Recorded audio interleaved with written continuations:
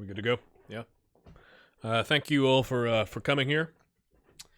We're gonna do a season wrap up, talk about some things. Appreciate y'all being here. Let me grab my notes here. All right. So our original kit sponsor deal ran out at the end of the season. We appreciate them being with us the length of our campaign there. But we've been able to acquire a new one. I guess due to not making the Champions League group stage this year, the sponsorship for the kit is down, which is a bit confusing to me. The good news is overall, our total level of sponsorship, euros coming in, is up. So the club continues to grow its stature, not only here domestically, but in Europe as well. Thanks to moving into the amazingly named Grey Hair Gaming Arena, we grew our corporate and hospitality revenues more than 340%. I'm not sure if I did that math right, but it was a lot. This is a significant line item of revenue that's going to serve the club not only now, but long into the future, just by having our own stadium and hosting events here. And then, you got your match day income, selling some fish and chips for whatever it is that we eat around here. I just drink Guinness. That's my thing. So maybe we're doing that. As noted in previous communications, despite selling fewer tickets to the continental competitions this year, because Europa League versus Champions League, we still netted a bit of an increase in gate receipts for the year. I expect we'll make a return to the Champions League group stage this year, and we should see an even larger jump then. Again, that goes to all the fans that have come out to support the club. I want to say our average attendance, was actually a club record this season with 4,469. The previous high was 4,243. That was set in 2027. So that's a bit odd to me that we have continued to be successful and we didn't see as many, people come through the gates. But now that we've got our own stadium and it's much larger, we're able to take that, and that's really going to serve the club well moving forward. In terms of match day income and merchandise, selling a lot of jerseys out there, our top kit sellers this year were Gary Gleason, which, to be honest with you, kind of surprised me. I love you, Gary, but he's kind of that. He kind of got left behind a little bit, in my opinion, between the you get the strikers and all that kind of stuff. But obviously, you fans love him. So Tony Byrne was second. Harry White, the one with the capital Y in the middle, sold exceptionally well. Devlin, and then of course the one that says Frank the Tank on the back. That was the end of the top kit sales. Speaking of Gleason, he somehow made the overall best 11 for Ireland with a 6.84 over 12 appearances. That's not the season best 11. That is the overall best 11. Hey, I don't pick the team awards, just the team. Okay, don't blame me. We did have some changes in the off season.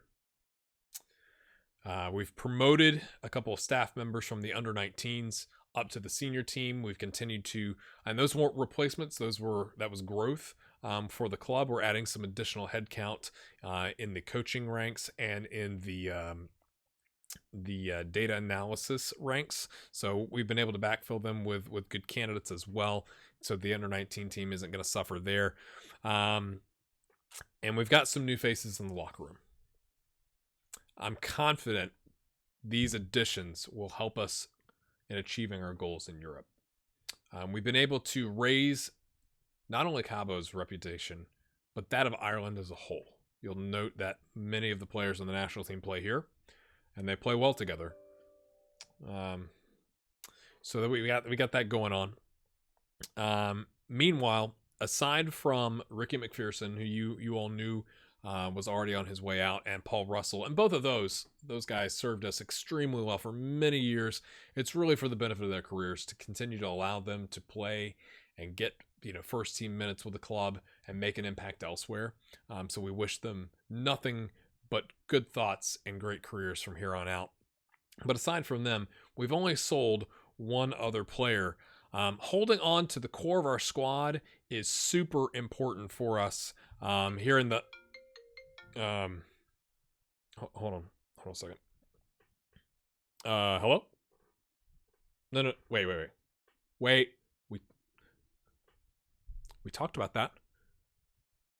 Listen, I might have asked for some different players if that was the case. Okay. No, not both of them. You can't do that to me. Listen, we got Champions League. We got the Europa League knockout stage. I'm coming up to... I'll be right there. Press conference is over. I've got something to go sort out. And thanks for coming. Great season coming up. Thanks.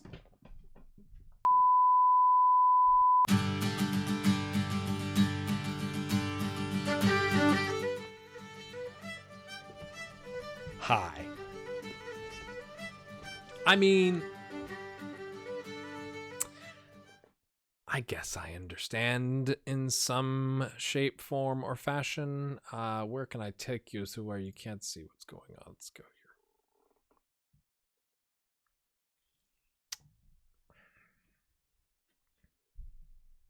I mean, I guess I understand, but I'm not happy about it. So, I'm going to show you all this. We have spent a lot of money. We have sold several players. Most players, I think we've actually sold like good sales, not like someone leaving on a free or someone leaving for like 20K or something like that, like ever. The player I was mentioning there in the press conference, aside from Ricky McPherson and Paul Russell, was Tony Byrne. We sold Tony Byrne. His abilities, he scored like a goal a game last season in league, but that's not the level we care about. We have won the league. You can see above, we have won the league. We care about winning the league, but we're going to win the league. And we needed to enhance our capabilities at the forward position on a bigger stage. And Tony wasn't getting any better. He was actually declining a little bit. So I hated it because we got rid of Gary Hayes-Ward to have Tony Byrne, and now we've gotten rid of Tony Byrne. We sold him. First off, I transfer listed him, and I talked to him about it, and he was like, I'm not happy about it, but I understand. I transfer listed him. Udinese, I think is how you say it, the Serie A team. He was worth 2.7 million, my friends. 2.7 million. Would you like to take a guess in the comments? Feel free to pause this here in a second as to how much they offered us when we transfer listed him for when he's worth 2.7 million. Go ahead. I'll wait. Are you ready? Did you leave your comment? Are you really ready? They offered 89 grand. 89 grand? Like, you're missing a zero there. Even 890 grand would have been insulting, but at least it's like a third of his value. 89 grand is 3% of the guy's value.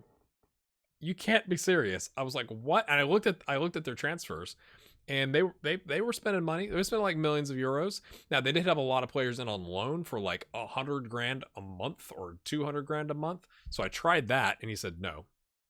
I was like 200 grand a month, and then his full wages of 2.6K, which would have netted us like 2.4 million or something like that, plus covering his wages. And they were like, nah. Or no, they wanted it, and he was like, nah. I was like, man, come on. So we have sold him. He's gone to Real Valladolid for 2 million, and Waterford gets 45% of the transfer, which really is just us being generous and, helping out those other clubs in the league, I suppose. I guess I just have to tell you. You can see we've held on to Frank the Tank. They did try and sell him out from underneath me after they sold someone else out from underneath me. And he didn't even want to go. It was to Huddersfield. Huddersfield offered 6.75 million, and he didn't want to go there. Like, they kept offering, and he was like, my client has no interest in going to Huddersfield. My client has no interest in going to Huddersfield. And then our chairman was like, it was too good of a deal to pass up. And I was like, protest, because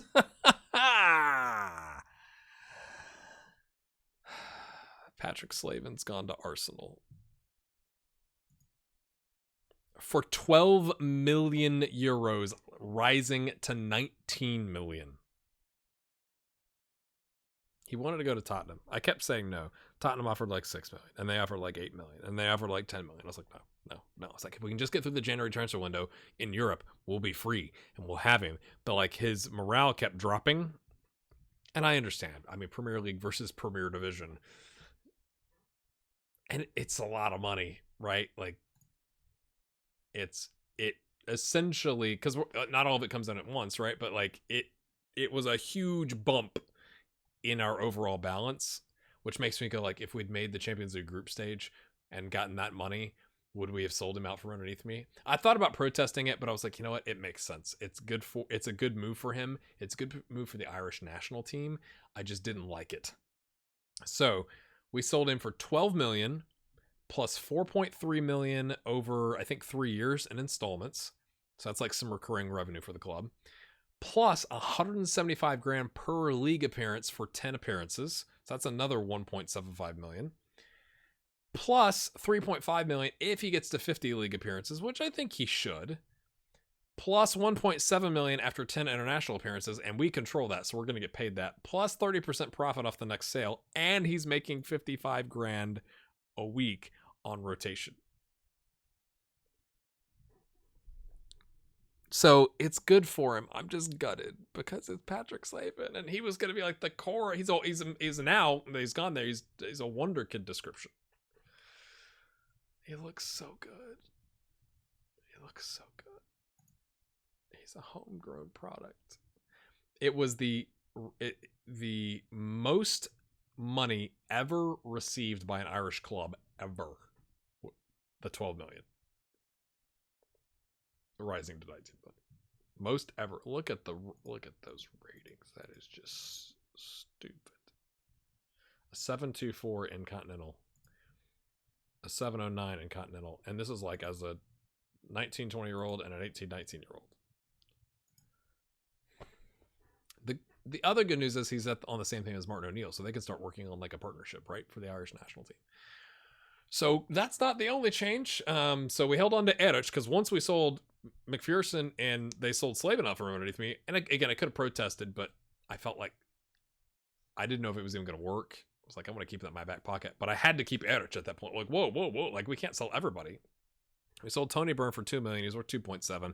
It's a good value for them. It's a good value for us. He was like the 4th best striker according to our coaching staff. I was like, sorry, mate. Sorry.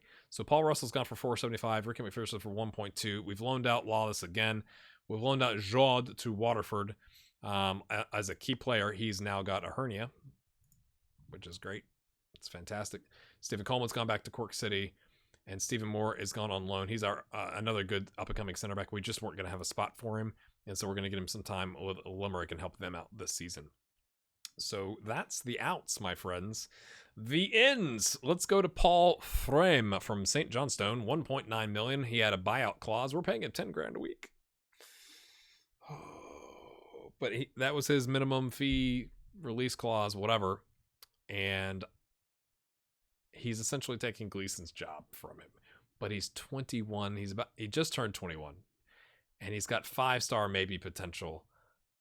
And I'm sorry, that was just too good to pass up. Although it's saying that Conway is somehow better, but I think it's because Conway can play two different. It's saying he's better as an attacking midfielder, but I'm just not seeing it.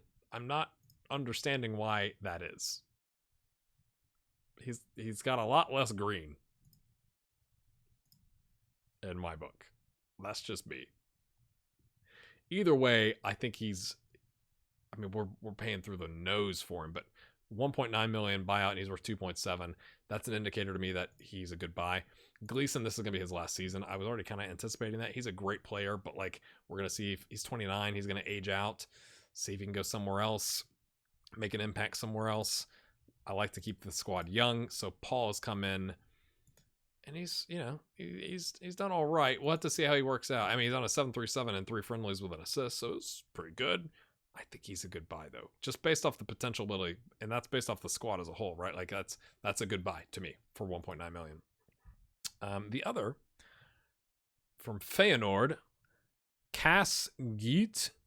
We're going to call him Cass. It's probably Case. I don't know. Cass. Case? Big C. 6.25 million, rising to 9.25. Now, the rising to 9.25, it's 6.25 with 500K over a year in like monthly installments. We gave him a 250K signing bonus to get him to sign because there was a bunch of clubs coming after him. We gave him 10% yearly wage rise. So he's going to make 11 grand next season. And they get 2 million if we win the Europa League and 1 million if we reach the Champions League semifinal. He is a wonder kid. So we've sold a wonder kid at the back to buy a 19-year-old Dutch wonder kid at the front. And he has replaced Tony Bird, and I think you can see why. If you can't, you're blind. I guess we can't even find Tony Ward there. But when you look at the report, second best in terms of Matthew McElroy, and then Sweeney and Demov right there. And so Byrne would have been below that. So I kind of justified it in my head. I think he's a good pickup. Like he can only play one position, but he plays the position we would want him to play. Okay, he's spirited, whatever, runs the ball down the left. He is right-footed. That's confusing.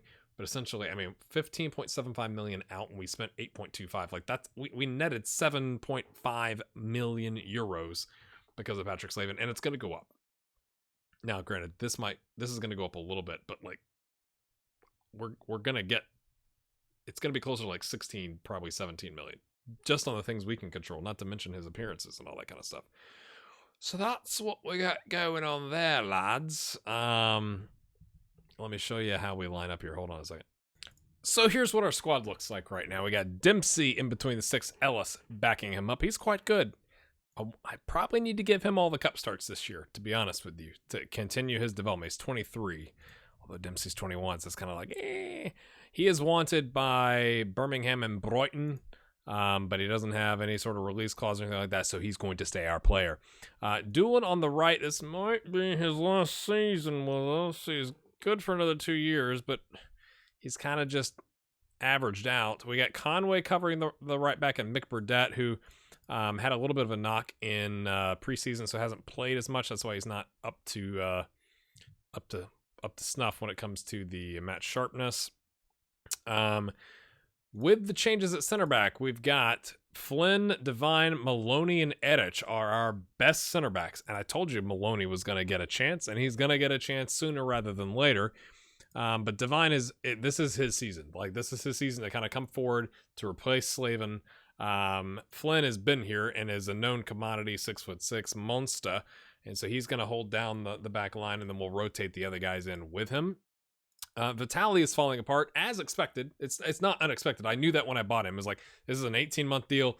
We're going to have you in the first 6 months, part of our Champions League run, and then like slowly dropping him off. So I've taken him from key player to rotation. We're paying through the nose for him, but I knew that. Like, 19 determination, 16 leadership, like, good player to have around, right?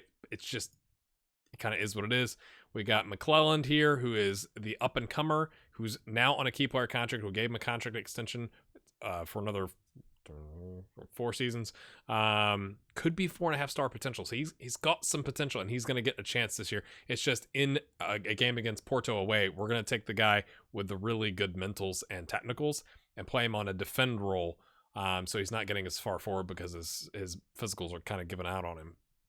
And we also have Burdett could cover that as an inverted if we needed. The midfield is the only one I'm really disappointed with, to be honest with you. I could not find a 4 or 5-star potential midfield player that we could afford. Found a lot of players that are like 40 grand a week, which just doesn't work within our wage structure.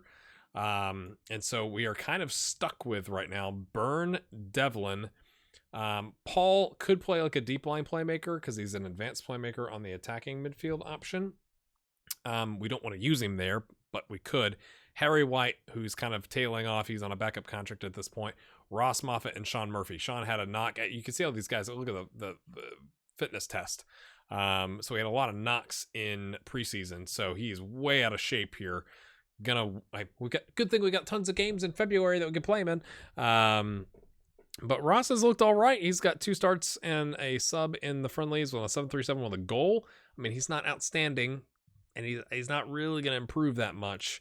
but we may just have to deal with it until we can. I'm hoping in the summer transfer window, there's more like contracts coming up and stuff like that where we can snag somebody. But like literally all the really good players is like, oh, they want 30K, 50K, 60K a week. And it's like, I can't do that. Whitty has been not a revelation. He's been here. Just look at this guy. I mean, he had a bit of a dip this season, but he has been so solid. A 706 in continental competition, 804 in cups. Yeah, the one game we had like 3 or 4 goals. He's 8 goals and 10 assists on a 751 in league play. I'm really glad we kept him, even though he's got 6 concentration. Not the best, but we got Sweeney that's going to get an opportunity. I've left Fresnel here out on loan until we can kind of sort out everything else. He's doing well. He's getting appearances. He's improving. Like, he is really good. He could come back, but I kind of don't want to mess up a good thing that we got going right now. But he'll come back at the end of his loan and then kind of integrate in the squad once we get into the Champions League run, hopefully to the group stage. As mentioned, we've got Gleason, Conway, and Frame that can cover the attacking midfield center role. Gleason relishes, I think, a big match. Enjoys big matches, and this is a big match. So we're going to, even though we've dropped him from key player to rotation, and he's kind of on his way out, this is a big match. We're going to play him. We got Demov on the left, who's had some people sniffing around, as you can see there, but we're not going to sell him. Because Amir has got knee ligaments. He's been out. It's going to be a total like 7 weeks, something like that. So it says 2 to 5 weeks. I guess he could come back earlier, but that is a bit not good, right? Like that's not the best. We're paying through the nose for this guy. I know I've said that like 5 times, but like I'm not used to paying like 5 digits before the decimal on wages. And it looks okay, right? He's a 7.6 in league play with 22 starts, 13 goals, 4 assists. It's the Continental. 5 starts on a 6.36 is horrific. And he relishes a big match. So I'm not sure what's going on there. We're not getting rid, not yet. His value isn't what we paid for. I mean, we could sell him at $3 million and be like, well, it cost us a little bit of money, but he did well in league, something like that. I'm not ready to give up on him just yet, but we do have Daniel Thompson, who we gave an extension to till 2035. Still hanging out. He may not make it to 2035, but he's a solid player, right? Like, he has been really solid for us. Look at that. Look at the ratings, right? Last season didn't play as much, but when he played Continental, 6 starts, 3 subs, 2 goals, 3 assists on a 7.22. He played well. So that's what's going in there. And then obviously got McElroy, and the Dutch Wonder Kid is what we're going to call him for now, covering the striker. Obviously, we're not going to throw him straight into a knockout round game because he just got here. The only other players, I guess, is Nathan Horgan, who is, just because we're coming off a preseason, and he could actually be the next Patrick Slade. He's 6'4", needs to work on his composure, but he's driven, promising center back. He's got a 3 goalkeeper rating, my friends. But with the games that we got coming up, right? Like, we play Porto, and then we play the Ironbrew semifinal cup, then we got Porto again, and then we got the President's Cup. Like, look, this is ridiculous. In 17 days, 1, 2, 3, 4, 5, 6 games. Like, come on. That's like less than every 3 days we have a game. So he will definitely feature against Home Farm, who we've played many a times. But he'll probably we'll see. But he'll at least play against Home Farm. I've got him available for the under-19s whenever they've got a match. But that's kind of where we're at, lads. Jason Tobin is going to go out. He's another one with decent potential. We're trying to help out the other Irish clubs. But this is huge, people. This is huge. I felt good loaning out Jod here because of the Dutch Wonder Kid. And it essentially gives an opportunity to Demov and Sweeney also to play that striker role if we need them to. So that's where we're at. I'm not going to show you anything else today. I thought that was enough with the press conference and this to kind of show off. Next episode, my friends, is going to be Porto, and you guessed it, Porto. So we'll see you then. Let me know what you think about the transfers and the... Did I show you the interseason award? I guess I could show you that, but I mean... Okay, let's do it. All right, here we go. Interseason awards. Harry White, the aged man, 34%. Tony Byrne right there with 30%. Gary Gleason with 23%. Jod getting the signing of the season, and Amir is the young player of the season. A couple of those things surprise me. The fact that Harry White, I mean, I love Harry White, but like, I guess that's the average rating. A 9 goals, 9 assists versus Tony Burr with 35 total goals, 5 assists, and in the league, 24 starts, 23 goals, 3 assists. And he's like, I guess in the Champions League he was a little meh. Versus Harry White was a little not meh, is how we would call that, my friends. I just think that's kind of hilarious. And then Jod winning the award over the likes of Vitaly, Mick, Neil, and Ross. I guess that makes... I mean, he did come in and scored 9 goals in 17 total appearances. I don't care that they were cup games. 4 of them were in the league. It's still impressive. All right, my friends. Let me know what you think about the transfers. Hit the like button. And we'll see you next time for Porto. Let's go.